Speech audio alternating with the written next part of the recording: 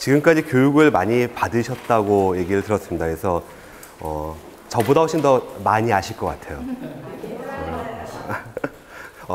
네, 그래서 오늘은 이제 저한테 주어진 시간이 4시간입니다. 이 4시간 동안에 여러 선생님들과 식물의 병해충에 대해서 좀 얘기를 해볼까 합니다. 근데 문제가 되는 거는 이제 이게 4시간으로 병해충을 이렇게 다 싹 정리하기가 쉽지가 않은 거예요, 이게. 그래서 보통 보면은 뭐 대학에서 한 4년, 뭐 대학원 2년, 뭐 이 정도 이제 공부를 해도 직접 필드에서 이렇게 보면은 또 잘 모르겠거든요. 근데 이제 그런 거를 우리가 오늘 4시간 동안에 여러분이 딱 한번 저와 함께 보셔야 되고, 제 목표는 그래서 어디 가서도 여러분들이 이렇게 꿀리지 않을 정도로 딱 보시면 이거는 어떤 거다라고 큰 테두리에서는 아실 수 있을 정도로 한 중간 전문가 정도로 만들어 드리겠습니다. 주신 대로 저는 그러니까 전공은 1학년 때 들어가서는 이제 농생물학과라 그래서 생물에 대한 전반적인 걸 다뤘고요. 2학년 올라가면서 식물병리학 분야랑 곤충학 분야가 있었습니다. 그래서 저는 전공을 곤충학으로 정했습니다. 그러면서 이제 학부 내내 다니면서 이제 양쪽의 과목들을 다 수강은 하게 됐고요. 곤충을 택한 가장 큰 이유는 선배들의 꼬임이었어요. 그러니까 이렇게 어느 과를 정할까, 무슨 전공을 할까 이제 막 이런 학생들이 이렇게 고민하고 있으면 선배들이 와가지고 야, 너 곤충 해라 이러면서 곤충하면은 채집도 많이 나가고 채집 나갈 때 그냥 나가는 게 아니라 막걸리 2통 딱 꽂고 삼겹살도 사갖고 가서 채집하다가 거먹고 좋다 막 그래서 그 말에 혹 넘어가가지고 곤충을 정했습니다. 근데 쭉 보니까 공부를 좀 잘하는 학생들은 대부분 식물병을 택했고요. 그쪽은 주로 미생물을 다뤘습니다. 그리고 공부를 좀 안 하고 이렇게 노는 학생들은 대부분 곤충을 택했어요. 그래서 저는 좀 노는 학생에 속했기 때문에 이제 곤충을 택해서 공부를 쭉 했는데 지금 생각하면 좋습니다. 그 희소성에서 좀 마음에 듭니다. 그러니까 상당히 많은 사람이 한 분야가 아니기 때문에 그래서 필요로 하는 것도 있고 뭐 찾는 것도 있고 기여할 수 있는 것도 꽤 있더라라는 거죠. 그래서 지금도 보면은 서울시 같은 경우에는 이제 여러 뭐 서울숲이라든가 아니면은 뭐 꿈의 숲 또는 뭐 서울 창포원 뭐 이런 곳에서도 문제가 생길 때마다 이제 좀 뭐 자문을 구한다든가 도움을 드리는 그런 경험도 있고, 그래서 제가 지금 이제 한창 자라나는 학생들한테 하는 얘기 중에 하나가 현재 너무 이렇게 막 각광받고 인기가 막 몰리는 전공을 너무 택할 필요는 없다라는 그런 말을 합니다. 그래서 혹시 뭐 손주라든가 자제분 중에 나는 이제 무슨 전공을 택할까 고민하는 그런 친구들이 있으면은 본인이 그 적성만 맞다 그러면은 이런 기초적인 학문도 굉장히 앞으로 경쟁력이 있다라는 말씀을 드리고 싶어요. 왜냐하면 제 주변에 저랑 공부할 때는 식물 분류, 이게 무슨 식물이냐 이런 거를 분류하시는 분들이 그 당시만 해도 이렇게 형태 분류를 많이 했습니다. 그러니까 모양을 보고 잎이 교대로 났나, 가로 똑같이 났나, 꽃이 어떤가 이런 모양을 보고 형태 분류를 많이 했었는데 최근에 와서의 추세는 다 분자생물학이라고 해서 유전자를 갖고 분류를 하게 돼 있어요. 그러니까 대부분의 분류학자들이 다 유전자를 뽑아가지고 염기 서열을 쫙 분석해서 얘랑 같으냐 틀리냐 이런 거 분석을 하거든요. 그러다 보니까 형태로 분류할 수 있는 사람이 별로 없는 거예요, 이제. 근데 문제는 유전자로 아무리 분석해가지고 막 데이터를 쫙 뽑아봐야 모양에서 분류가 안 되면은 사실 해석이 잘 안 되거든요. 그래서 만약에 제 딸이 이쪽 분야를 식물이라든가 곤충을 하겠다 이러면 저 같으면은 그냥 형태 분류라든가 그러니까 모양을 보고 분류하는 거라든가 뭐 생태학이라든가 이런 학문을 하라고 권하고 싶어요. 앞으로 한 10년 뒤나 20년 뒤에는 그런 쪽으로 하는 사람이 별로 없지 않겠나 뭐 그런 생각도 좀 듭니다.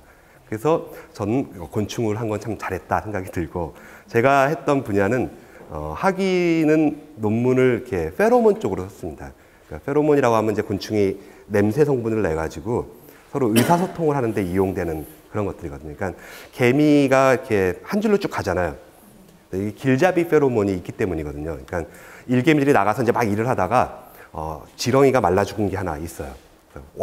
왕건이다. 이거 가져가면 우리 여왕님한테 칭찬받겠다. 그래서 혼자 들고 오려고 지렁이를 드는데 못 드는 거예요. 너무 무거워서. 그러면 이제 동료들을 불러와야 되잖아요. 그럼 자기 집까지 옵니다. 집에 와서 배에서 그 길잡이 페로몬이라는 그 페로몬을 내는 샘이 있어서 땅에다 이렇게 딱딱딱 묻히면서 와요, 이걸. 그러면 그 냄새가 갖는 의미는 누군가 날 따라와라 이런 뜻입니다. 그리고 뒤에 오던 개미가 이제 그 냄새를 맡으면은 누군가 나보러 오라고 했다. 그래서 의사소통이 되는 거거든요. 그래서 쭉 한 줄로 따라갑니다.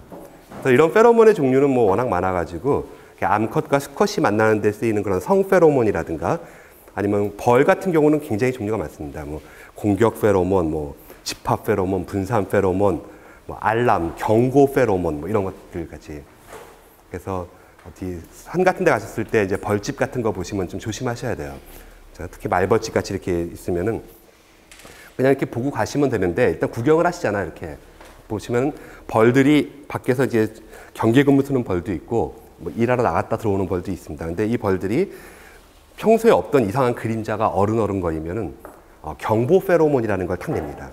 그럼 이 냄새는 뭐가 위험하다, 조심해라 이런 뜻이에요. 그러면 주변의 벌이 그 냄새를 맡는 순간 막 이렇게 긴장해 있어요.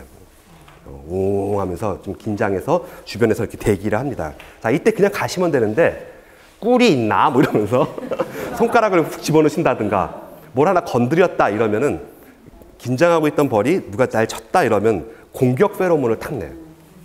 그러면 이 신호는 무조건 공격해라 이거거든요. 그럼 막 이제 달려듭니다. 그래서 뭐 이렇게 하여간 여러 가지 그런 의사 전달하는 이런 거에 대해서 저는 이제 공부를 했고 오늘 여러분하고는 이제 병하고 해충 이런 쪽으로 함께 얘기를 하게 됐네요.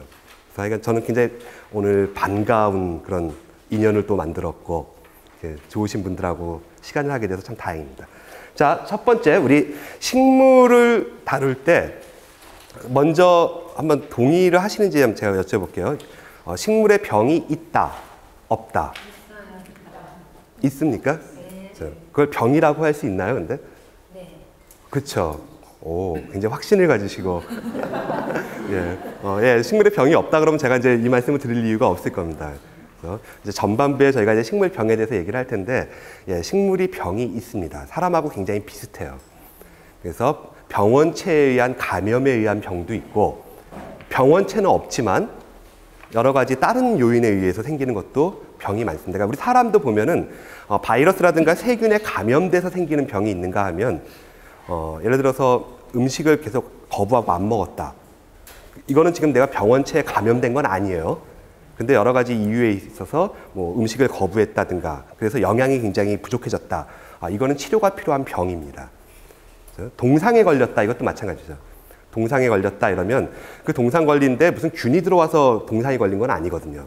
아주 추운데 노출돼 가지고 세포가 얼어서 동상에 걸린 거니까 이런 식으로 감염이 아닌 병들도 있고 또 병원체에 의해서 감염에 의해 일어나는 그런 병도 있다라는 그런. 자, 그러면 식물에 병이 있다 이거고.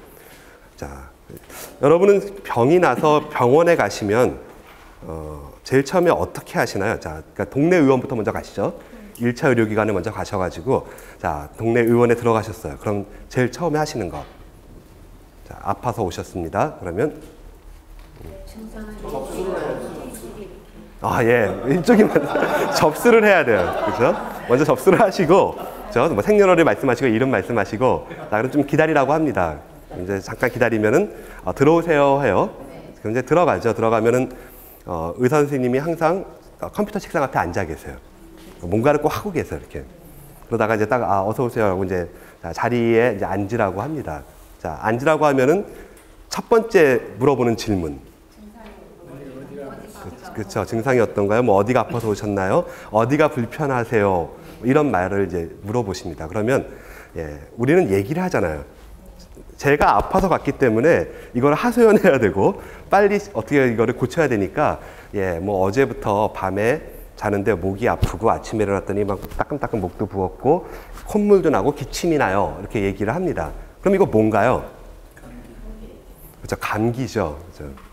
아니면 어제부터 밤에 이렇게 배가 막 꾸룩꾸룩꾸룩하고 막 이렇게 가스도 차고 배가 좀 아프고 살살살살 그러다가 뭐 아침에 설사도 좀 있고 계속 배가 좀 아파요 이러면 이거는 또 뭘까요? 그렇죠. 뭐 배탈 또는 이제 장염. 그렇죠. 자, 이렇게 하는 것을 우리는 문진이라고 합니다. 그렇죠. 문진이죠. 그러니까 묻고 들어서 진단하는 거예요. 또 1차 우리 동네 의원에서 하는 진단의 한 90%는 제가 볼 때 문진에서 다 해결이 됩니다. 그렇죠? 딱 들어보면 여러분 다 진단하시잖아요, 지금. 그거 감기네요, 뭐. 그래서 감기 같으면은 이제 어디 해보세요. 그러면 이제 이렇게 하라 그러죠. 그래서 하라는 이유는 제가 볼 때는 이 혀가 우리가 입을 딱 벌리면 혀가 올라오거든요, 위로. 그건 생물체의 방어입니다. 왜냐면 목 안은 위험한 부분이니까 외부에 노출되는 걸 우리는 싫어하는 거예요. 그래서 입을 벌리면은 자연스럽게 혀가 올라와서 목을 가립니다. 이렇게. 그러면 이제 해보세요. 그러면 혀가 이제 하면서 이렇게 좀 가라앉아요. 그러면서 의사 선생님이 딱 보고 목 안이 이제 빨갛게 부었는지, 그렇죠? 부었으면 이제 염증까지 있다는 뜻이니까 뭐 이제 항생제를 같이 처방을 해주시든가 소염제를 넣어주시든가 그렇게 하실 겁니다. 그리고 코도 잠깐 보고 귀도 보고. 자, 문제는 이제 문진에서 해결이 안 되는, 참 잘 모르겠어요. 이러면 어떻게 하실까요? 그렇죠. 예. 큰 병원에 가보라고 합니다. 그렇죠? 증상만 써주세요. 뭐 목이 아픔, 뭐가 어떤 증상만 써주고 큰 병원에 가보라 그러면은 그분은 하실 일을 다 하신 거예요. 그래서 어떻게 보면 동네에서 이렇게 개업하신 분들은 한 30개 정도의 병에 대해서만 이렇게 딱 처방전과 지식만 알고 계셔도 다 하실 것 같아요. 근데 이 의사 선생님이 가장 싫어하는 환자. 자, 어서 오세요. 들어오세요. 앉으세요. 그래서 앉았어요. 자, 어디가 불편해서 오셨나요? 딱 물어보니까 이 환자가 빤히 쳐다보고 대답을 안 해요. 그래서 자, 어디가 불편하세요? 그러면 알아맞혀 보세요. 이거죠. 이러면 이제 정말 이건 의사 선생님 입장에서 아주 난감해지는 거예요. 그러면 이제 온갖 검사를 다 해야 됩니다. 이때부터는 좋다. 그러면 이제 전신 스캔 다 하고 막 혈액 검사부터 해서 모든 걸 다 해서 진단을 해야 되는 그런 상황이 돼요. 그러니까 그렇죠. 사람은 없겠죠. 자기가 불편해서 갔는데. 자, 문제는 식물이 이렇다는 거예요. 그러니까 식물은 문진이 불가능합니다. 그러니까 얘가 지금 막 이상해요. 얘가 시들시들하고 막 시들었습니다. 그러면 야, 도대체 너 어디가 아파서 그러냐? 근데 말을 안 해요. 그래서 네가 알아맞혀 봐라 이거죠 지금. 그래서 전적으로 이 식물의 병에 대한 진단은 여러분이 지식과 경험을 가지고 이거는 무슨 병이다, 이거는 어떤 상태다라고 이렇게 생각을 좀 판단을 하셔야 된다는, 이게 우리 사람하고 비교했을 때 조금 어려운 점입니다. 간단한 예를 들어서 화분에 식물이 시들었습니다. 이렇게. 자, 이유는 여러 가지가 있겠죠. 자, 저는 식물이 시들었으면 제일 먼저 보는 건 흙이에요. 흙의 표면을 보시면은 보통 말라 있을 거고요. 근데 표면에 있는 흙에 속으시면 안 됩니다. 그러니까 표면에 있는 흙은 금방 마르거든요, 보통. 한 손가락 한 2개마디 정도 들어갈 깊이까지 한번 그걸 파서 손가락을 넣어 보셔야 돼요. 그러니까 표면에서 말랐다고 해서 무조건 물 주지 마시고 한번 넣어 보신 다음에 자, 손끝에 감각을 한번 느껴보세요.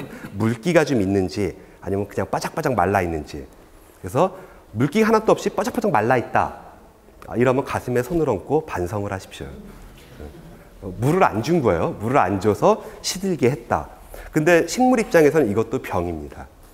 왜냐하면은 우리도 물을 안 먹어서 탈수증이 오면은 그것도 병이거든요.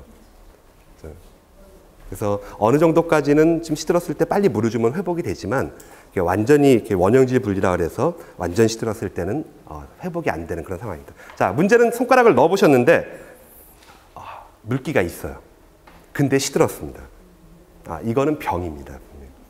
감염에 의한 거예요. 그래서 병 중에서 이런 시드름병이라는 곰팡이병이 있습니다. 그래서 곰팡이병에 감염이 되면은 물관이 막히기 때문에 물이 있어도 식물체가 시든다라는 거죠. 그러니까 이런 식으로 한번 진단을 해보시는 거예요. 이게 물이 없어서 시든 거냐, 아니면 물은 있는데 물을 못 빨아 올려서 시든 거냐, 이렇게.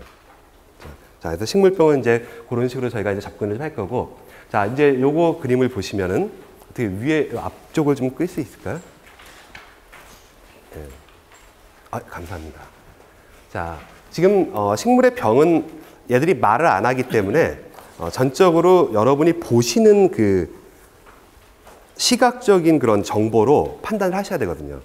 그러니까 뭔가 정상적이지 않은 거, 그러니까 잎이 정상적이어야 되는데 잎에 뭐 반점이 생겼다거나 잎이 말렸다거나 뭔가 비정상적인 게 발견되시면은 그거를 이제 뭔가 얘가 이상하네. 왜 이럴까라고 이제 접근하시는 거죠. 여기 보시는 요 현상은 이게 복숭아 나무 잎이거든요. 복숭아 잎은 굉장히 이렇게 곧고 좀 창날같이 예쁘게 생겼습니다. 이 중에 이제 뭐 복숭아 나무를 키워보신 분도 계실 것 같아요. 그래서 굉장히 이게 창날처럼 예쁘게 생겼는데 어느 날 이 잎이 우그러지면서 이렇게 막 우글우글 하는 거죠. 그러면 보시면 이게 정상이 아니잖아요, 지금. 그래서 이거 왜 이러지? 이게 저희는 이렇게 비정상적인 이런 형태의 모습을 병징이라고 합니다. 심텀, 그래서 병징 그러면 뭐 정상적이지 않은 거. 자, 이것은 병입니다. 곰팡이에 의해서 감염이 돼가지고 복숭아 나무 잎 오갈병이라는 병에 걸린 거예요. 그러면은 이렇게 조직이 막 이상적으로 비대해서 이렇게 막 우글우글해진다. 치료가 필요한 거죠. 약제를 사용해서 치료를 하면은 치료가 됩니다. 그래서 이런 식으로 식물의 병은 일단 모양에서부터 뭔가 이상한 게 나타나는 그런 것들을 체크를 하신다. 자, 그럼 식물의 병에 걸리는 병의 원인을 좀 보겠습니다.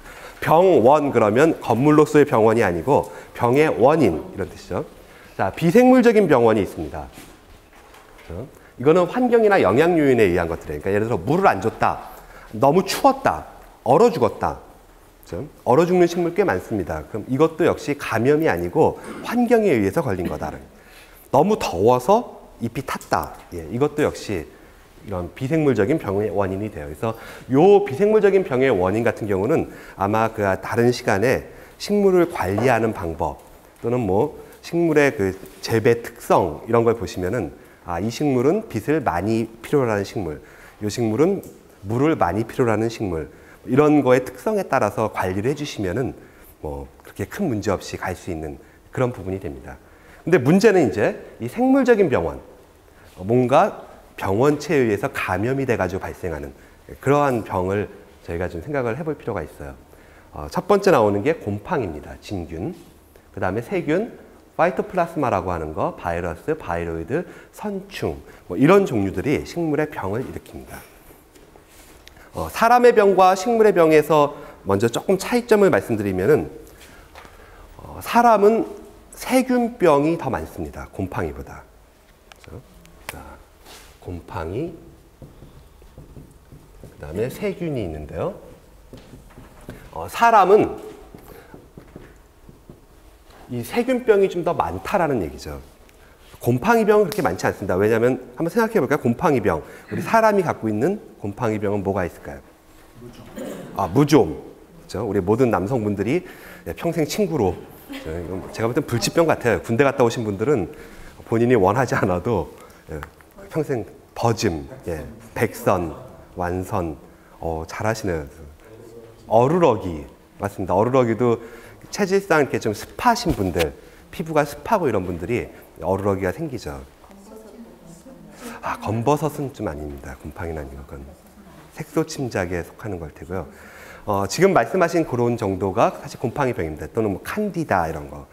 대부분 피부병이죠. 그렇지만 세균병은 어마어마하게 많습니다. 사람한테. 반대로 식물은 곰팡이병이 어마어마하게 많아요. 세균병은 그렇게 많지 않습니다. 그래서 대부분의 식물병들이 일단은 한 80% 이상이 곰팡이병이다 이렇게 생각하시면 되겠다는 거죠. 근데 이제 치료 가능성에 대해서도 보면은 사람은 곰팡이병이 걸리면은 치료하기가 상당히 좀 어려워요. 아주 끈질기다고요, 이게. 그런데 세균병이 걸리면은 항생제를 적절하게 처방을 해가지고 잘 듣는 항생제를 골라서 처방을 하면은 세균병은 또 잘 회복이 되는 편입니다. 그러니까 세균 감염 중에 아주 간단한 사례는 다래끼거든요. 다래끼도 세균 감염입니다. 그러니까 보통 보면 우리 피부가 세균을 막아주는 아주 굉장히 좋은 도구예요. 굉장히 놀라운 조직입니다. 근데 피부에 상처가 한번 쭉 나잖아요. 그러면 그대로 아무는 게 아니라 주변이 약간 빨갛게 붓고 진물도 좀 나고 보통 그런 일이 있어요. 그러면 좀 부었다, 빨갛게 됐다 이러면 그건 다 세균 감염이 일어난 겁니다. 왜냐하면 우리 손하고 피부 주변에는 균이 되게 많거든요. 정말 많아요. 그래서 수술 같은 걸 하더라도 수술할 때 이렇게 절개를 하잖아요, 피부를. 자, 쭉 피부를 절개를 해서 어쨌든 피부가 손상이 왔기 때문에 수술을 하고 난 다음에는 항생제 처방은 무조건 합니다. 그러니까 세균 감염이 일어났다라고 보는 거예요, 무조건. 다래끼 같은 경우도 아침에 이제 세수하실 때, 자, 우리 남성분들은 이렇게 터프하게 하시잖아요. 막 딱 해서 비누 빡빡빡 하면 팍팍팍팍팍 하시고, 수건도 그냥 팍 3번 딱 문지르시고, 자, 이러다 보시면은 이제 눈꺼풀에 상처가 나거든요. 또는 눈을 잘못 비볐을 때 눈꺼풀에 작은 상처가 났을 때 그 주변에 있는 세균이 그 상처로 들어가면은 그게 다래끼가 되는 거예요. 그러니까 다래끼 난 사람은 쳐다봤다고 이렇게 다래끼가 걸리는 게 아니고 이게 상처다 이거죠. 자, 그러면 다래끼를 치료하는 게 쉬울까? 무좀을 치료하는 게 쉬울까? 다래끼죠. 다래끼가 훨씬 쉽게 치료가 됩니다. 무좀은 힘들어요. 완선, 백선 다 힘들죠. 그래서 사람은 세균병이 많은데 세균이 치료하기가 좀 쉬운 편이에요. 근데 식물은 곰팡이병이 많은데 곰팡이가 치료하기 좀 쉬운 편입니다. 세균병에 걸리면은 치료 효과가 그렇게 좋지는 않습니다. 자, 그러면 이제 이번에 기억하실 거, 자, 식물도 병이 있다. 이거는 다 동일하신 거고, 자, 오늘 꼭 기억하실 것 중에 하나, 식물병은 곰팡이병이 대부분이다. 자, 이제 한 가지 팁을 드릴게요. 지나가시다가 식물이 뭔가 모양이 이상해졌어요.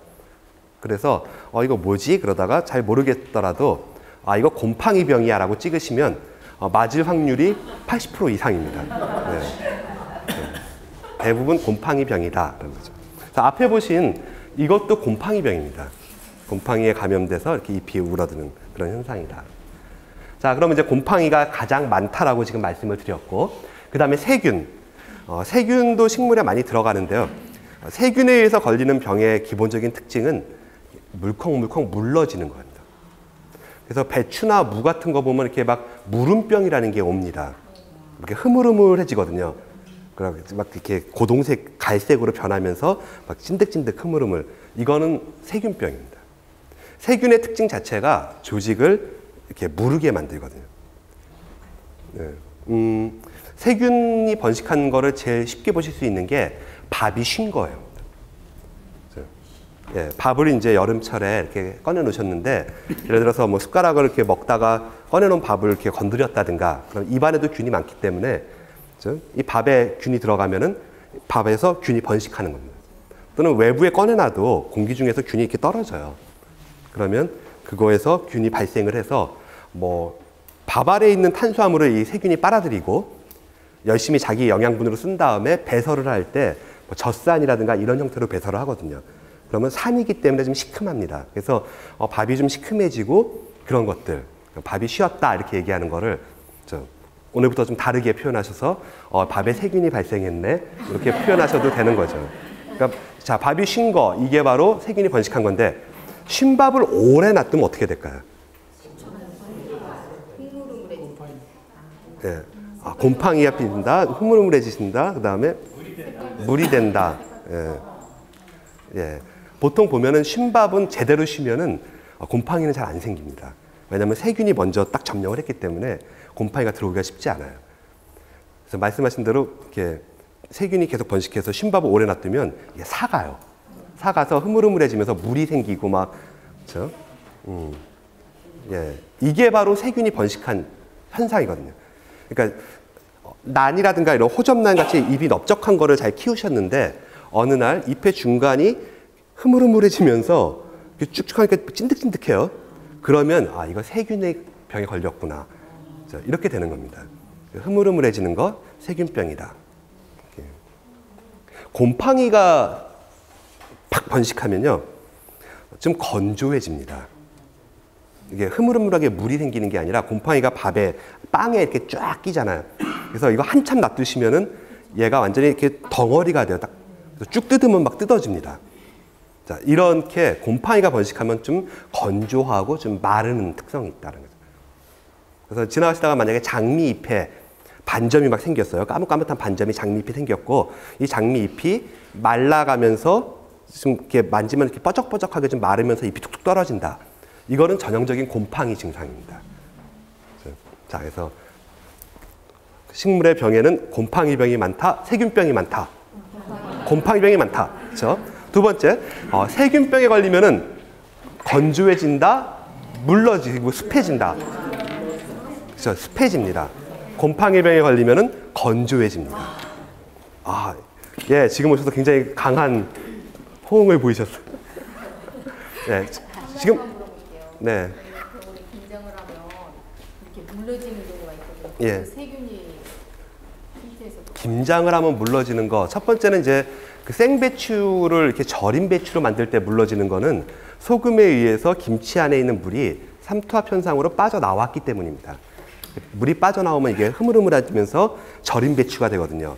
그 다음에 이제 김치를 담궜을 때, 막 쉬어가는 과정이 보면은 물도 생기면서 막 굉장히 흐물흐물해지는 경우가 있어요. 묵은지 같은 경우.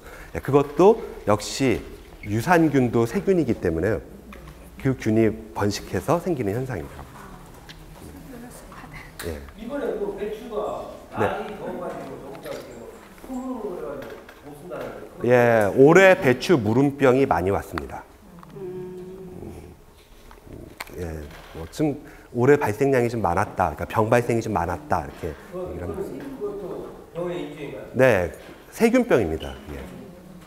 굉장히 골치 아픈 병이에요. 근데 배추 무름병 같은 경우는 이게 속에서부터 물러 들어가기 때문에 보통 약을 쓰면 이게 겉부분에 많이 묻거든요.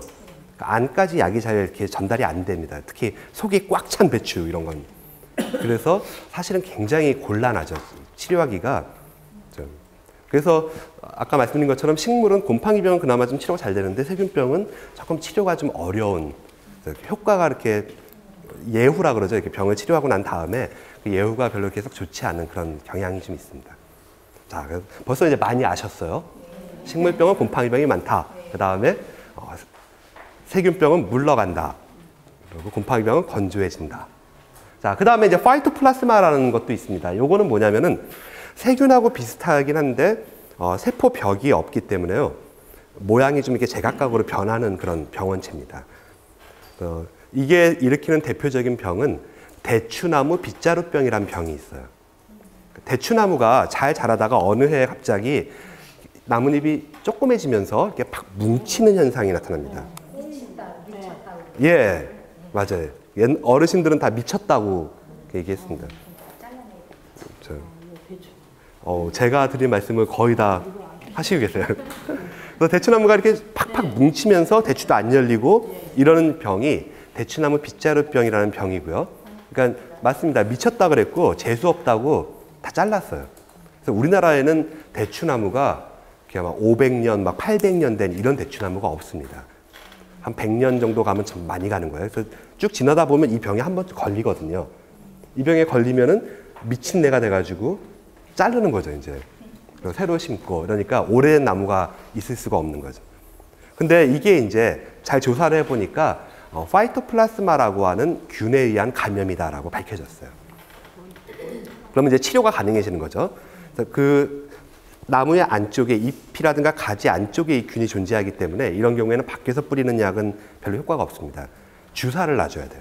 나무에다가 그 항생제 중에 이따가 좀 말씀드리겠습니다. 근데 테트라사이클린이라고 하는 요즘에는 이제 좀 더 약이 더 좋아져서 옥시 테트라사이클린이라는 약이 나옵니다. 그래서 그 약을 이렇게 수간 주사로 나무에다가 딱 주사기를 꽂아가지고 넣어주시면은 치료가 되는 그런 병이 됐어요. 그러니까 더 이상 대추나무 빗자루병은 정신과 질환이 아니고 미친 게 아니고 이제는 내과 질환으로 바뀌었습니다. 그래서, 예. 자, 파이토플라스마라는 게 있고요. 바이러스도 있습니다. 이 바이러스는 참 현재 식물 쪽에서 바이러스를 치료할 수 있는 약은 없습니다. 우리 사람도 실제로 바이러스 자체를 죽이는 약은 없어요. 그러니까 여러분이 이제 병원에서 감기약을 받아서 이렇게 드시고 할 때 그 약들은 바이러스를 죽이는 약이 아니라 일단 그 증상을 완화시켜주는 대증요법의 약입니다. 그러니까 염증 나서 아프면은 소염제랑 뭐 항생제, 열이 나면 해열제, 그렇죠? 콧물 같은 게 많이 나고 재채기가 많이 나면 반쪽해진 약 있죠. 항히스타민제를 넣어주거든요. 그러면 그거를 드시면은 일단은 몸의 증상은 좀 이렇게 완화돼요. 열도 좀 식고 콧물도 좀 멎고 아픈 것도 좀 덜하고. 그래서 감기 바이러스의 치료는 우리 몸이 하는 겁니다. 약이 하는 게 아니라 우리 몸이 그걸 치료를 한다. 자, 그러다 보니까 이 식물의 병도 바이러스 병이 걸렸을 때는 약이 없다라는 거죠. 자, 그래서 치료하려고 들지 마세요. 바이러스 병이 걸리면은 제거가 최선입니다. 빨리 제거한다. 그러니까 다른 걸로 옮겨가기 전에 빨리 제거해서 뽑아버리든가 잘라버리세요. 그리고 어떻게 버리실까요, 이걸? 야, 태우는 거 좋죠. 태우면은, 예, 근데 그것도 사실 좀 귀찮아요. 땅에 묻는다. 예, 그것도 좋으신 방법이고. 빨리 자르셔가지고, 예, 그 전날 옆집하고 싸우셨으면은 옆집에다 던져놓으세요. 그래서, 예, 농담입니다. 자, 보통 보면 태우시는 거 좋은데, 이제 그게 태울, 뭐, 깡통도 준비해야 되고 막 되게 힘드시면은 보통 이제 묻는 방법을 많이 씁니다. 왜냐하면 이 바이러스 병은 자기가 공기 중으로 옮기는 경우는 거의 없고요. 대부분 곤충이 옮깁니다. 진딧물이라든가 이런 매미충 같은 애가 이렇게 지백을 빨다가 딴 거 가서 빨면은 이게 옮아가거든요. 그러니까 일단 묻으면은 더 이상 거기서 빨지 못하니까 뭐 그런 식으로 보통 처리를 많이 합니다. 그러니까 바이러스는 약이 없다. 근데 식물 바이러스가 네. 인체의 바이러스와 옮겨가지고 바이러스. 별로 그런 경우는 없습니다. 다행히도 식물병을 일으키는 병원체가 사람한테도 병을 일으켰다. 이런 경우는 뭐 거의 없다라고 보시면 됩니다. 근데 단 어떤 경우가 있냐면 곰팡이 중에서 이렇게 붉은 곰팡이라든가 검은 곰팡이 쪽이 있거든요. 걔들은 곰팡이가 우리를 감염시키진 않지만 곰팡이에서 독소가 나옵니다. 독소가 이렇게 형성되는 게 있거든요. 그래서 그거를 잘못해서 사람이 먹으면은 좀 문제가 될 수가 있어요. 그 가장 좀 위험한 독소가 이렇게 아플라톡신이라고 하는 아스퍼질러스라고 하는 곰팡이가 만드는 독소인데요. 이게 한때 미국에서 굉장히 큰 문제를 일으켰습니다. 그러니까 사람이 죽은 건 아니고 이거를 사료를 칠면조한테 먹이는 사료에서 그 곰팡이가 발생한 겁니다. 그 사료를 수입해 왔거든요. 남미 쪽에서 수입해 들어오다가 배 안에서 이게 검은 곰팡이가 막 발생을 했고 그 땅콩인데 거기서 발생한 걸 모르고 칠면조를 먹였다가 칠면조가 대규모로 다 죽어버린 그런 일이 있어요. 미국 사람들한테 칠면조는 또 나름대로 의미가 크거든요. 우리로 따지면 이렇게 추석이 다가오는데 배가 다 없다. 이런 경우. 명절 음식인데. 그래서 그런 경우는 좀 문제가 되고. 그래서 이제, 땅콩 같은 거 드실 때도 이렇게 땅콩은 모양을 잘 보시면은 좀 뾰족한 부분이 있고 이렇게 둥구스름한 부분이 있잖아요. 그 뾰족한 부분이 배아 부분이거든요. 거기에 주름이 좀 있습니다. 그 부분에 이렇게 까만 게 묻어 있으면은 안 드시는 게 좋아요. 까만 것들이 그 곰팡이 그 부분에서 배아 부분에서 많이 발생을 하거든요. 그래서 이제 이렇게 만져보시면 알아요. 이게 혹시 이렇게 볶다가 타서 생긴 건지 아니면 약간 이렇게 봤을 때 까만 게 좀 복실복실하다. 그러면 곰팡이거든요. 이거 균사이기 때문에 약간 복실복실해요. 그럴 때는 그걸 좀 딱 떼어내시고 나머지는 드셔도 괜찮습니다. 그래서 혹시 이제 이렇게 동네 분들하고 이렇게 맥주 한잔 하실 때 이렇게 오징어 땅콩이 탁 나오면은 너무 안주빨 세우시면서 막 드시지 마시고, 그죠? 하나하나 보시면서 까만가 아닌가. 근데 어쨌든 일반적으로 식물에 발생하는 병이 사람한테 병을 일으키는 법은 거의 없다 보시면 됩니다. 탄저병이라는 병이 있거든요. 그죠? 고추의 탄저병도 있고 사과의 탄저병도 있고. 근데 그 탄저병 걸린 고추를 우리가 먹으면은 내가 탄저병에 걸리느냐? 그렇지 않습니다. 동물의 탄저병하고는 전혀 다른 거거든요. 너무 그렇게 걱정 안 하셔도 뭐 일부 고춧가루 빠시다가 가운데 병 걸린 고추가 들어갔는데 이거 어떻게 막 괜찮습니다. 그냥 크게 문제는 안 된다. 네. 바이러스는 약이 없다. 그렇죠? 바이로이드라고 하는 요 녀석은 바이러스보다 훨씬 더 작습니다. 정말 골치 아픈 애들이에요. 감자에 이렇게 감자가 조그매지는 갈족병이라는 병을 일으키는데요. 별로 이렇게 뭐 지금 외우시거나 뭐 그러실 필요는 없으실 것 같아요. 그리고 선충이라는 거는 실처럼 생긴 선형 동물이거든요. 그렇죠? 되게 조그맣니다. 뭐 한 1mm에서 뭐 0.3mm. 요게 식물 안에 들어가면 또 병을 일으킵니다. 가장 대표적인 병이 소나무 재선충병이에요. 그렇죠? 예, 소나무 에이즈라고 많이 불렀던 이게 선충이 소나무에 감염돼서 들어가면은 소나무의 그 물관을 막습니다. 거기서 증식을 해서 물관을 막아버리니까 소나무가 물을 빨아올리지 못하는 거예요. 그러면은 이게 소나무가 시들어서 죽게 되는 거죠. 그렇죠? 예, 한번 감염대 안으로 들어가면은 참 치료하기도 어려운 병입니다.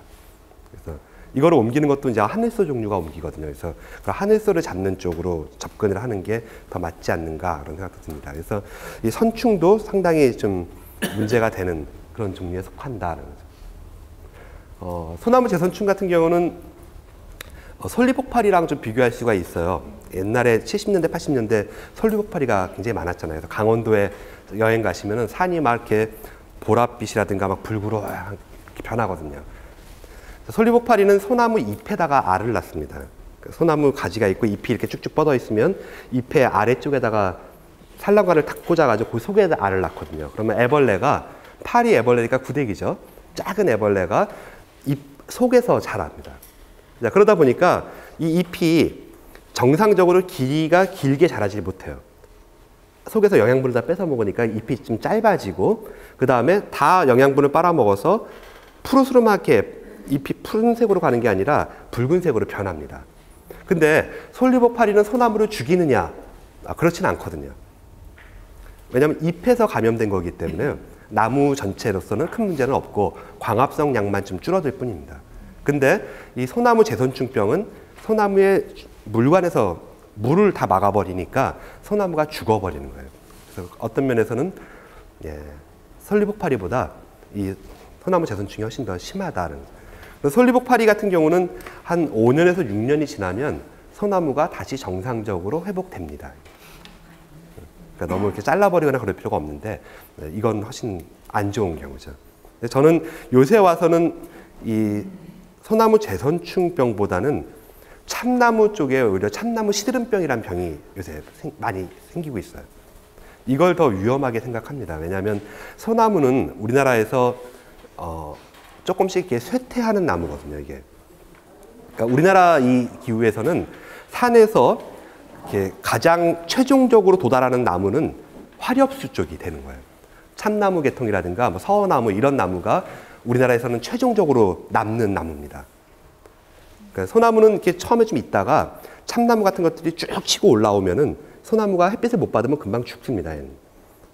그리고 마지막에 대부분 화렵수로 바뀔 텐데 이렇게 마지막으로 가는 화렵수의 참나무 계통이나 이런 것들이 시드름병으로 죽는다 이러면 이게 훨씬 더 큰 문제가 될 거다라는 생각이 들어요. 역시 그것도 곰팡이병입니다. 참나무의 시드름병. 자, 그래서 이런 것들이 우리의 병을 일으킨다라고 지금 딱 한번 정리를 해주시면 되겠다. 이 중에서 자, 가장 병을 많이 일으키는 것은 무엇일까요? 그렇죠, 곰팡이죠. 흐물흐물하게 물러가면서 그렇게 되는 병은 세균. 와, 대추나무 빗자루병 같이 이렇게 팍 뭉치는 거 누가 일으킬까요? 파이토플라스마 수관 주사로 치료하셔야 된다. 네.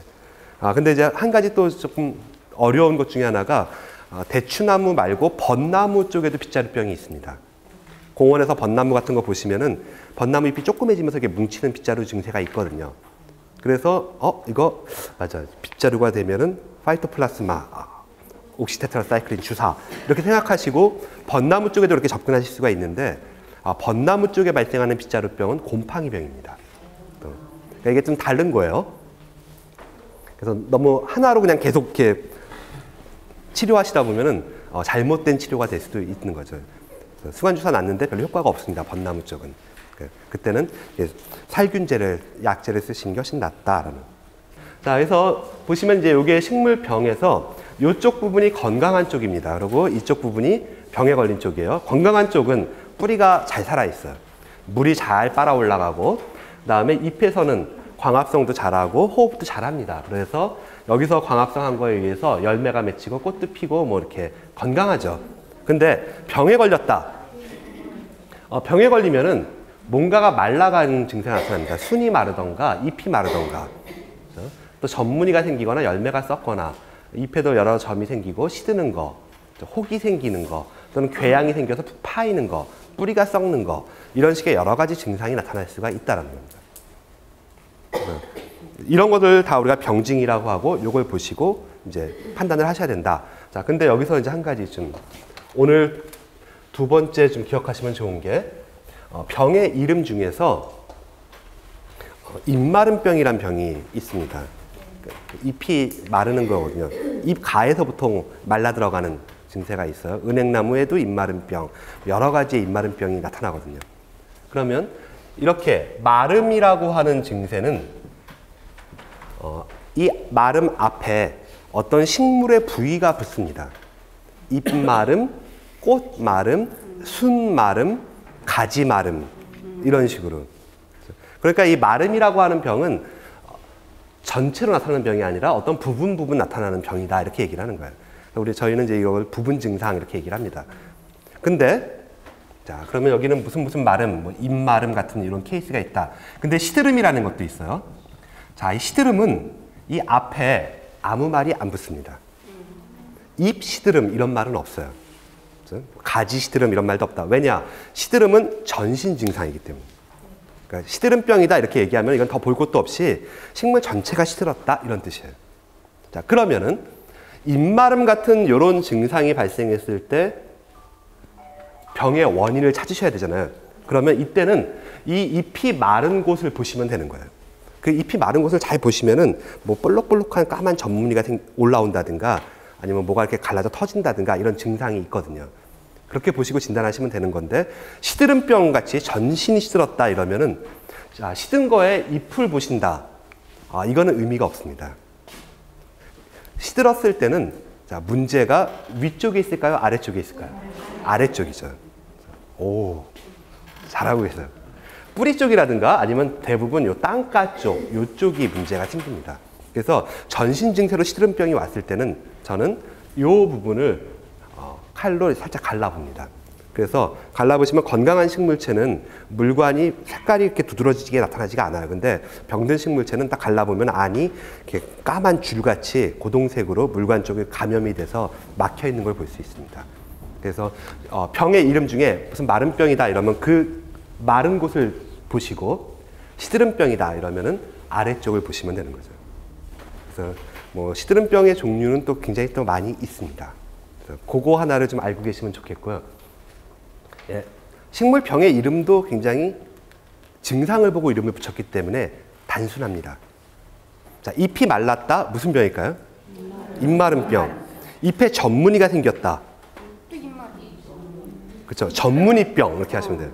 전무늬병. 잎에 하얀 가루가 묻었다.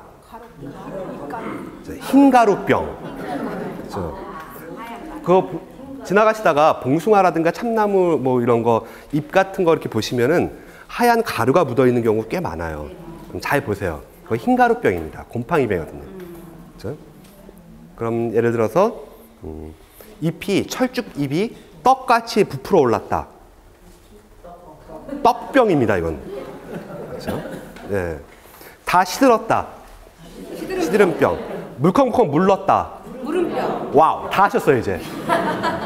전문가가 되셨어요. 그래서 지나가시다가 딱 보시고, 봐라, 이것 봐라, 왜 전무늬가 생겼지? 이러면은 너무 고민하지 마시고, 이거 전무늬병이네, 이렇게 보시면 되는 거예요. 그렇죠? 잎에 붉은색 별무늬 같이 이렇게 주황색 반점으로 막 생겨서 붉은 별 같다 이러면 붉은 별 무늬병입니다. 그렇죠? 또는 까만색으로 별무늬 같이 나온다. 그렇죠? 검은 별 무늬병. 붉은 별 무늬병을 한자로 뭐라 그럴까요? 그렇죠? 적성병 이렇게 얘기합니다. 그래서 책을 보시면은 어느 책에는 적성병, 또 어느 책에는 붉은 별 무늬병 이렇게 나올 거예요. 그러면 적성병은 붉을 적자, 별 성자. 그러면 검은 별 무늬병은 한자로 뭐라 그럴까요? 와우, 예, 흑성병. 예. 제가 볼 때는 벌써 반년 하실 거 다 하셨습니다, 이제. 식물병의 이름은 그렇게 붙인다. 너무 어렵게 생각하지 마시고, 일단은 그렇게 좀 보겠습니다. 자, 잘 보이시나 모르겠는데, 제 방에서 찍은 겁니다. 난이거든요. 동양난인데, 요 잎이 끝에서부터 쭉 말라 들어가더니 지금 여기까지 말랐습니다. 여기는 아직 건강하고, 여기는 말랐어요. 자, 이게 여러 개가 그런 게 아니라 한 개 잎에서 이렇게 나타났다. 이러면 이건 병입니다. 만약에 이게 뭐가 안 좋아서 생기는 거면은 모든 잎이 동시에 생기거든요. 그러니까 예를 들어서 난을 키우시다가 이 잎의 끝쪽 부분만 모든 잎이 일시에 까맣게 변하는 일이 벌어질 때가 있어요. 끝에가 좀 까맣다. 이거는 병이 아니라 뿌리 쪽이 좀 썩었거나 그런 일이 생긴 거예요. 그럴 때는 이제 화분을 이렇게 꺼내셔가지고 난석 다 치우시고 보면 분명히 이렇게 좀 죽은 뿌리가 있을 겁니다. 그럼 그거를 이렇게 가위, 날카로운 가위로 바짝 잘라주시면 돼요. 나무 같은 경우에 그런 게 많죠. 예, 많습니다. 많이 벌어져요. 나는 또 보시면 좀 부지런하셔가지고 난을 죽이는 경우가 많아요. 그게 물을 많이 주실 필요가 없거든요.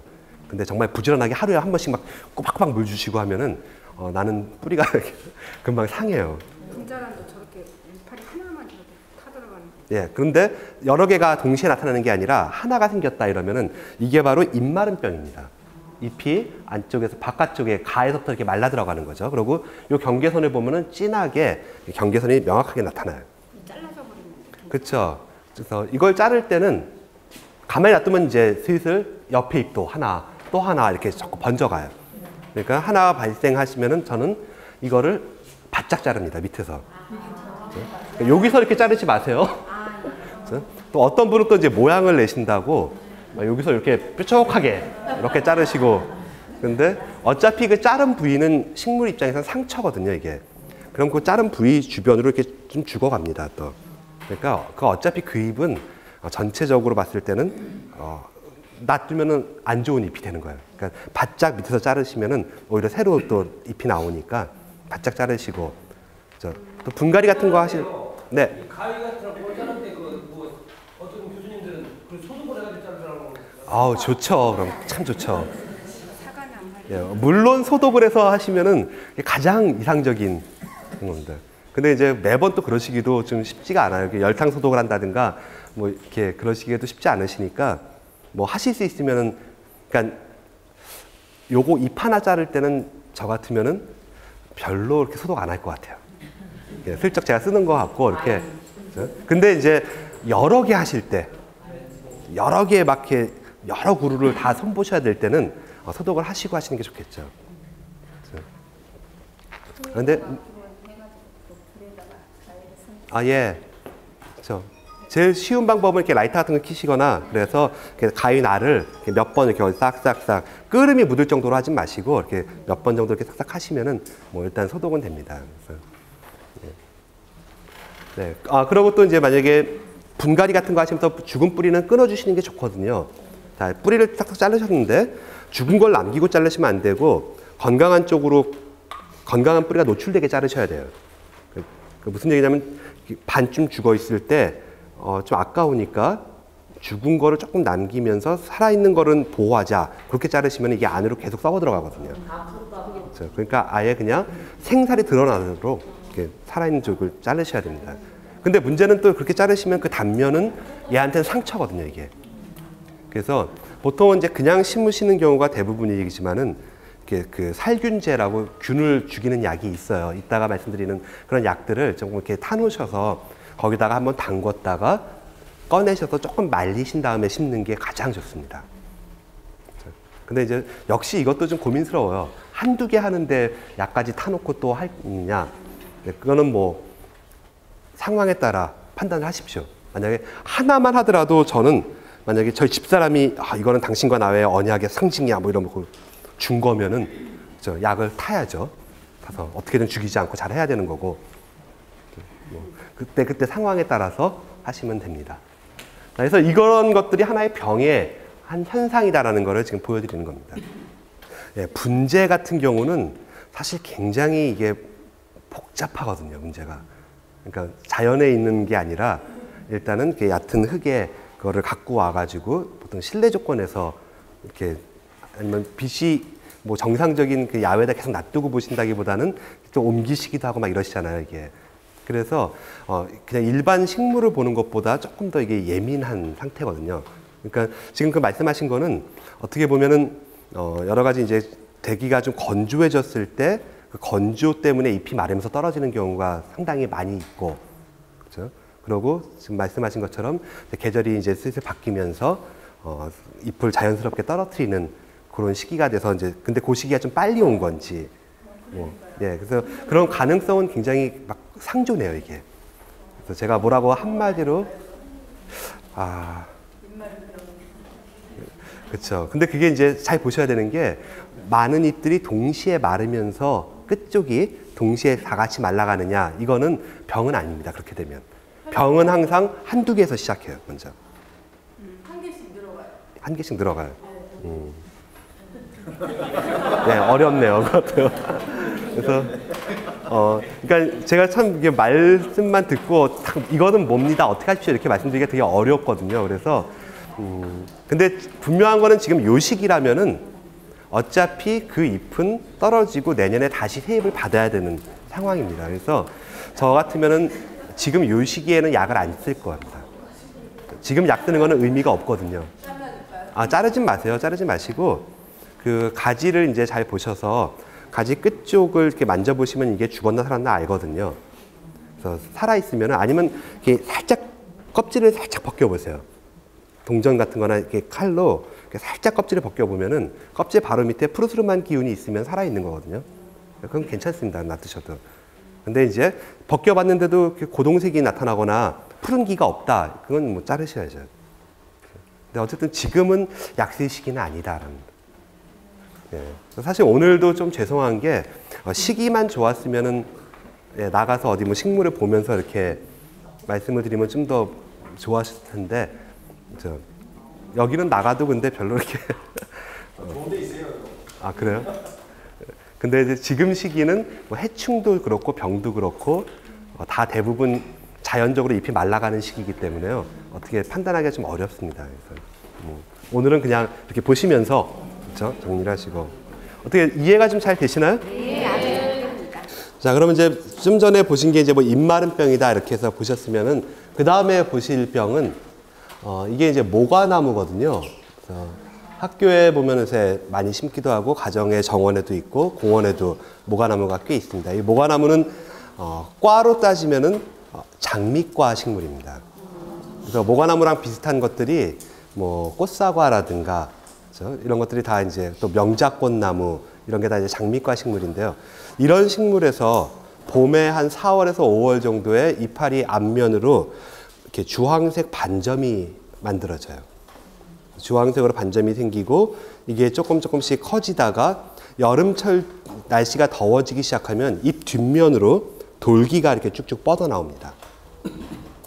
그래서 이 앞쪽에 주황색으로 반점이 생긴다 그래서 이러한 병을 붉은별 무늬병이라고 얘기를 합니다.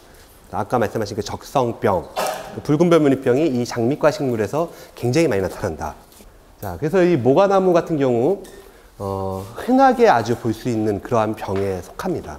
근데 이 붉은별 무늬병 같은 경우는 균이 곰팡이병이거든요. 근데 모과나무나 이런 꽃사과 같은 데만 있는 게 아니라 이게 왔다 갔다 하는 그런 균입니다. 그래서 겨울철에는 어디로 가냐면 향나무로 넘어가요.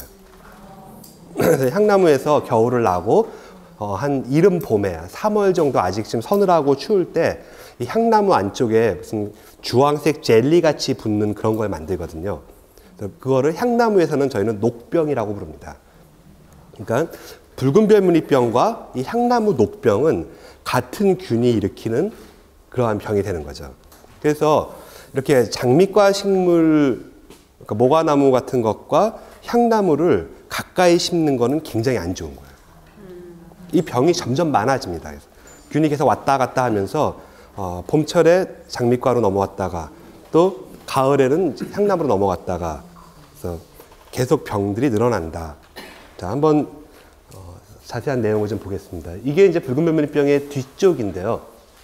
잎의 앞면으로 보시면은 주황색 반점이 형성되고 잎의 뒷면으로 보시면 이렇게 돌기가 쭉쭉쭉 뻗어 나오는, 이게 심하게 나오면은 잎 전면에 막 아주 흉하게 보기가 안 좋게 이렇게 뻗어 나옵니다. 그리고 이렇게 뻗어 나온 것이 나중에 터지면서 여기서 또 포자가 날아가서 향나무 쪽으로 가는 거죠.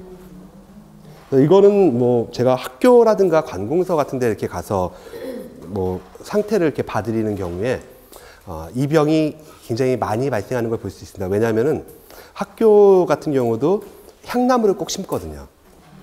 그리고 요새 또 학생들을 보라고 꽃 피는 유실수 쪽을 또 많이 심어요. 그러니까 모과, 꽃사과 이런 거 계속 들어오니까 향나무도 원래 존재했고 같이 들어왔을 때 이 병은 점점 많아진다. 그러면 이제 교장 선생님한테는 이게 같이 있으면 되게 안 좋다. 그렇죠? 그래서 하나를 좀 없애시는 게 좋겠습니다. 그럼 뭘 없앨까요? 그러면 저는 향나무를 없애는 게 좋지 않겠습니까? 이렇게 얘기를 합니다. 그렇죠? 굉장히 어떻게 보면 좀 이렇게 권위적인 나무잖아요. 이게 입구에 현관에 이렇게 향나무가 딱 있어야 막 멋있어 보이고. 근데 오히려 학생들을 생각한다. 그럼 꽃과 열매를 본다 그러면 향나무를 없애는 쪽이 더 낫지 않겠나. 그래서 적어도 한 1.5km 정도는 뛰어나야 됩니다. 두 나무를. 그 내에 있으면 계속 같이 옮긴다. 이게 손해배상이나 이런 소송으로 걸리는 경우도 있어요. 2.5km요? 예. 배나무 같은 경우도 뭐 전형적인 이 병에 걸리는 나무거든요. 장미과. 예, 배나무의 붉은별무늬병. 배과수원을 하시는 분이 계셨는데 그 배과수원 하는데 옆에 조경회사가 들어왔어요. 조경회사가 그 땅에다가 이렇게 향나무를 막 심어 놓은 거죠. 그러면 이 배과수원 하시는 분이 갑자기 이 붉은별무늬병이 막 발생을 해가지고 이게 막 열매도 생기고 막 그렇거든요. 되게 수확이 안 좋아지고 그러면 손해배상을 이쪽 향나무를 키우는 사람한테 청구하는 그런 일도 있었다는. 그래서 그러니까 이 향나무 쪽하고 이런 배나무, 모과나무, 꽃사과나무 이런 것들을 같이 심으면 안 된다. 사과들. 사과가 아니 장미과. 이거 세 가지는 같이 심으면 안 된다 이거죠? 네 가지는. 아니요. 실제로 이게 걸리는 기주식물은 훨씬 더 넓습니다. 훨씬 넓어서 뭐 제가 볼 때는 뭐 명작꽃나무 같은 거 이렇게 관목으로 막 울타리로 심는 그런 경우에도 많이 생기고, 그래서 일단 장미과 식물이면 조금 위험해요. 근데 장미라든가 이런 쪽에서는 그렇게 심하게 발생하는 것 같지는 않고요. 그렇게 유실수 쪽 이런 쪽에서는 좀 심하게 나타나더라. 1.5km면 상당히 거리가 있어가지고 꽤 되죠. 쓸 수가 없겠는데 향관가요? 그렇죠. 다른 집에서 심는 것도 없어라고. 통상적으로 아파트에 보면 네. 향나무 많이 심잖아요. 예. 모과나무 많이 심잖아요. 네. 그러니까 모과나무 보면 붉은 물병 같은 거 네. 봄철에 보면 많이 생겨요. 예. 그게 향나무 때문에 그 원인이 생기는 거예요. 그렇죠. 어쨌든 균이 향나무에 겨울을 나고 거기 있다가 오는 거니까. 예. 향나무가 존재하는 한은 뭐 계속 생길 수밖에 없다라고 보시면 되겠죠. 이게 곰팡이 저기니까 약이 있을까? 예. 그래서 같이 이제 있을 경우에는 약을 씁니다. 그래서 해마다 뭐 한 3월에서 4월 초 정도, 요 정도에 예방적으로 약을 써가지고 막기는 해요. 발생량을 좀 줄일 수는 있지만은 그 병이 막 전혀 안 나게 한다. 이렇게 하기는 굉장히 어려운 상황인 거죠. 왜냐하면 그 균이 계속 나오는 곳이 바로 옆에 있는데 이쪽 나무를 보호하려고 여기다 약을 아무리 써도 그거는 계속 걸릴 가능성이 높다. 참 어렵습니다. 어려운데 분명한 거는 저희는 이제 학생들한테 식재 계획을 세우고 그럴 때 나무를 뭐 심을까 무심을까 이런 거 이렇게 세우고 그럴 때 절대로 이거를 같이 넣지 말아라. 아예 계획 단계에서. 뭐 그런 얘기를 합니다. 그래서 근데 저희 학교 캠퍼스 안에도 향나무랑 모과나무랑 같이 있어요. 막. 그래서 뭐 어쩔 수 없다. 네, 그래서 붉은별무늬병 요거를 기억하시면은 뭐 앞으로 자주 보실 수 있는 그런 병입니다. 물론 예, 가정에서 아니면 어디 공원을 이제 여러분이 거기서 활동을 하실 때 해마다 보면은 해마다 발생하는 그 나무가 있어요. 그럼 그 주변에는 그런 병원군이 많이 있다는 뜻이고, 그러면 이제 작년에도 얘가 요 시점쯤에 발생을 했으니까 그러면 올해는 발생량을 줄여보자. 이런 의미로 약제를 한번 예방약을 써주시는 건 좋은 겁니다. 또는 아예 향나무에다가 약을 치시는 경우도 괜찮아요.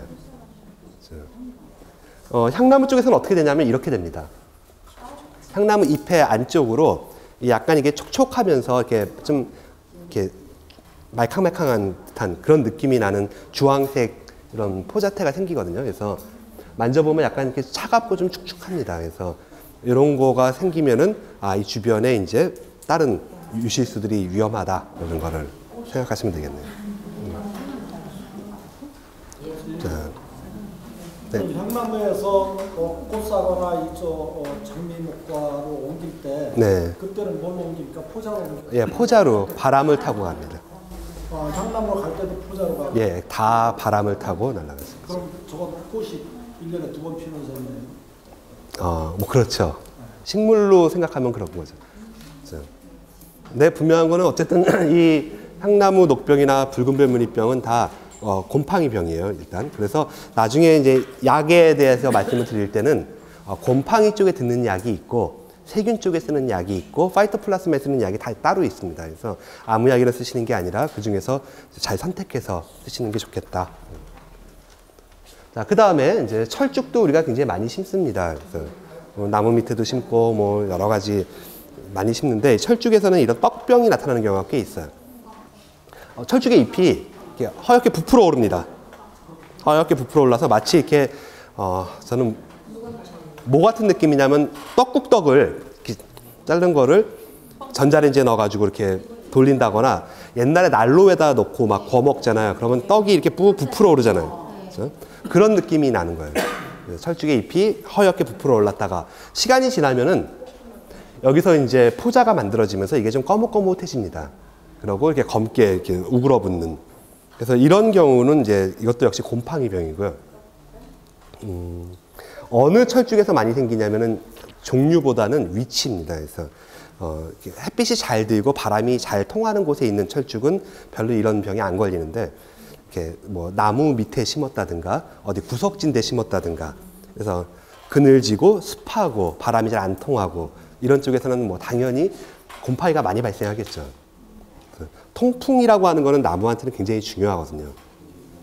그래서 나무가 너무 이렇게 막 무성한 나무는 좋은 나무가 아니에요, 이건. 진딧물도 많고 막 깍지벌레도 많고 병도 굉장히 많이 발생합니다. 그래서 바람이 좀 잘 통하도록 이렇게 가지치기를 좀 이렇게 확실하게 한 번씩 팍팍팍 해주는 것도 괜찮습니다. 그래서 바람을 잘 통하게 한다. 철쭉, 떡병. 자, 제일 처음에 입마름병 보셨고, 그 다음에 붉은 별무늬병 보셨고, 이제 철쭉, 떡병이라는 걸 보셨어요. 요게 이제 검은 별무늬병입니다. 장미에 많이 발생하는데요. 장미 잎을 보시면은 지나가시다 보시면 거의 100% 보실 수 있어요. 거뭇거뭇하게 먹물이 번진 것처럼 이게 동글동글하게 검은 점이 생기는 게 아니고 번진 듯하게 생기는 그런 병입니다. 자, 이것도 곰팡이병입니다. 지금까지 나온 모든 병은 곰팡이병이다. 그러니까 곰팡이병이 참 많죠. 자, 이것의 문제는 이렇게 거뭇거뭇해지면서 광합성이 좀 적어지는 문제도 있지만 더 큰 문제는 이게 생기면은 곰팡이는 습해진다고요? 아니면 건조해진다? 그렇죠. 건조해집니다. 붉은 별무늬병 걸린 것도 건조해지고 얘도 건조해져요. 그래서 잎이 마릅니다. 누르스름하게 말라가기 시작하면서 바람이 불거나 사람이 툭툭 치면은 잎이 이렇게 우수수 떨어져 버려요. 마르니까 떨어지겠죠, 또. 그래서 장미가 굉장히 앙상해지면서 좀 보기가 좀 뭔가 애처로운 장미가 되는 그런 식으로 진행을 합니다. 그래서 이런 것들도 하나의 좀 식물병의 대표적인 사례다 보시면 되겠어요. 그래서 뭐 아파트 둘레라든가 뭐 이런 쪽에 장미가 자꾸 이런 문제가 발생하면은 한번 같이 약을 쓸 때 곰팡이에 듣는 약을 같이 한번 써주시는 게 좋고 관심을 받고 보시면은 뭐 아주 흔하게 볼 수 있는 그런 병이죠. 책에 보시면은 대추나무 빗자루병. 그래서 이게 정상적인 잎보다 되게 작은 잎으로 해가지고 팍팍 뭉치는 그런 증세가 나타나는 거예요. 그 안에 파이토플라스마라고 하는 균이 들어 있습니다. 가만히 놔두면은 이게 계속 옆으로 번져 나가거든요. 오해하시면 안 되는 것 중에 하나가 이게 약을 주사를 놔줬다든가 뭐 약을 쳐줬다고 해서 이렇게 쪼그라든 조그만 잎이 쫙 펴지면서 정상적으로 가느냐? 아직 그렇지는 않습니다. 그러니까 입에 반점이 생겼어요. 붉은 별무늬병 반점이 생겼는데 여기다 약을 쳐줬다고 이 반점이 없어지면서 새살이 돋고 막 이렇게 파란 잎으로 변하느냐? 사실 그렇지는 않습니다.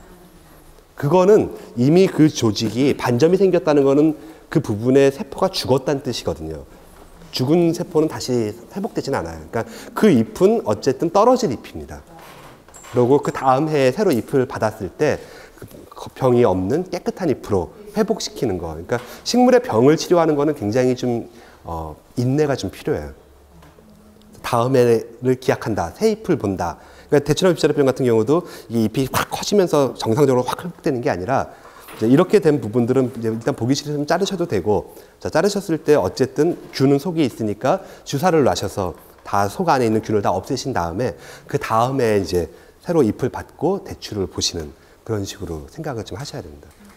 네. 그 분재 같은 경우도 그런 오해를 많이 살 때가 있어요. 그러니까 어떤 분이 굉장히 비싼 분재를 병에 걸려가지고 가져오셨거든요. 그래서 저는 나름대로 약을 다 처리하고 이렇게 최선을 다해서 했는데 며칠 후에 이제 이분이 와 보시고는 왜 그대로냐? 그래서 이거 뭐냐? 뭐 했다는데 왜 이 반점이 그대로 있고 막 그러냐? 그래서 이거는 반점이 없어지고 그러는 게 아니라 올해 이 잎은 그대로 가다가 이제 떨어질 겁니다. 다 떨어지고 새로 잎을 받을 때 이제 깨끗하게 가는. 그래서 여유를 갖고 좀 기다리시라 뭐 그렇게 말씀을 드려요. 네. 자, 그 다음에 나오는 병이 이제 구멍병입니다. 구멍병 같은 경우는 밑에서 이렇게 하늘을 보시면은 잎에 구멍이 뽕뽕뽕뽕 뚫리는. 근데 그 구멍의 크기가 상당히 좀 일정해요. 뭐 펀치로 딱딱 뚫은 것처럼 동글동글동글하게 일정하게 생기는 벚나무 쪽에서 많이 볼 수 있습니다. 이것도 구멍병이다. 근데 구멍병 중에도 곰팡이성 구멍병이 있고 세균성 구멍병도 있거든요. 근데 대부분은 곰팡이성 구멍병이에요. 곰팡이성 구멍병의 특징은 이렇게 구멍의 주변에 약간 갈색의 좀 찌꺼기 같은 게 좀 남아요. 그래서 갈색무늬 구멍병 보통 그렇게 부릅니다. 그래서 그 잎을 잘 보시면은 이렇게 어떤 거는 구멍이 지금 뚫어져 가는 것도 있고 약간 까뭇까뭇한 그런 찌꺼기 같은 게 검은 무늬가 보이면은 이게 곰팡이성 구멍병이구나 이렇게 보는 거죠. 이게 심하면은 이제 또 굉장히 보기가 싫기 때문에 아주 심할 때는 약제 처리를 하고 근데 이제 그렇게 심하지 않을 때는 나무의 생장에는 큰 영향을 주진 않거든요. 그래서 그런 경우에는 그냥 뭐 지나가셔도 괜찮지 않나 싶습니다. 이게 참 그림이 네. 요거 같은 경우는 흰가루병의 모습을 보여드리고 있어요. 자, 요 흰가루병 같은 경우는 그 잎의 표면에 이렇게 하얗게 가루가 묻으면서 마치 파우더를 이렇게 톡톡 발라놓은 것처럼 그리고 손으로 이렇게 만져보시면은 네, 약간 보송보송한 느낌이 나는 그런 병입니다. 흰가루병이 가장 많이 발생하는 나무는 배롱나무 쪽인 것 같아요. 예, 우리 목배기롱 흔히 이렇게 부르는 그 배롱나무가 흰가루병이 참 많습니다. 배롱, 롱, 그러니까 배, 우리 사과 배 할 때 그 배. 자, 배롱나무입니다. 이게 흰가루병이 굉장히 많이 발생한다. 그래서 꽃이 이렇게 여름에 이렇게 주홍빛으로 꽃이 피니까 되게 예쁘거든요. 근데 그 꽃 몽울이라든가 이런 쪽에 이렇게 하얗게 흰가루가 묻으면서 이게 병이 발생을 하면 꽃도 잘 안 피게 되고 좀 피해가 좀 나타납니다. 그래서 흰가루병, 우리 주변에서 또 흔히 볼 수 있는 그런 나무고, 뭐 여러 가지 풀 쪽에서도 많이 보입니다. 저는 가끔가다 이제 봉숭아에서 많이 봐요. 봉숭아 잎을 보면은 이렇게 허옇게 되는 그런 것들. 그래서 이거 곰팡이병이네 이렇게 보시고 혹시 뭐 현미경 같은 걸로 확인하시고 싶으면 스카치 테이프 같은 걸로 이렇게 딱 찍으셔가지고 꺼낸 다음에 이렇게 현미경으로 보시면은 곰팡이 균사나 포자가 이렇게 착 보입니다. 느껴보시고 싶으시면은 따서 이렇게 한번 혀로 한번 딱 핥아 보시면은 곰팡이 맛은 이렇구나. 네. 참 그러네요. 그 다음에 무름병. 자, 이 무름병을 보시면은 지금 보시면 이게 굉장히 넓적한 두툼한 관엽식물에 안에가 물러가는 그런 병입니다. 그래서 흐물흐물해지고 지금까지 나온 모든 병이 곰팡이병이었다고 하면 지금 요 병은 세균병입니다.